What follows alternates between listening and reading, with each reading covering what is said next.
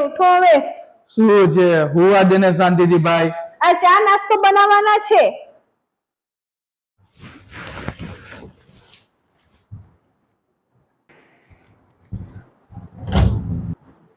ક્યાં જાવ છો આ? વકીલ પાસે જશું તારા ઉપર હેરાનગતિનો કેસ કરવા માટે.